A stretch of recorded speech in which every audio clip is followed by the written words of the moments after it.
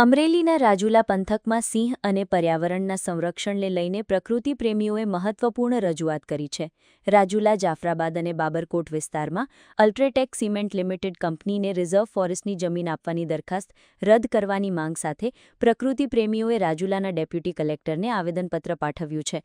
આવેદનપત્રમાં 75.94 hectare reserve forest જમીન ડાયવર્ઝનની દરખાસ્ત રદ કરવાની માંગ કરવામાં આવી છે.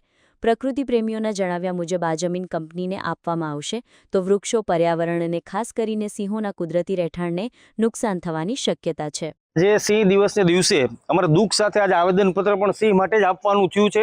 અમારી જાફરાબાદ તાલુકાના બાબરકોટમાં 75.95 હેક્ટર જમીન રિઝર્વ ફોરેસ્ટ જે છે સિંહો, ત્યાં આગળ 2025ની ગણતરી મુજબ 50 ઉપર ને 60 થી 70નો સિંહનો કોરિડોર છે. ત્યાં આગળ શિડ્યુલ 1ના પ્રાણી પક્ષીઓ ત્યાં આગળ રહી છે અને 5500 એટલે કે 5500 વૃક્ષો જે દેશી કુળના છે એનો પણ નાશ પામવાનો છે.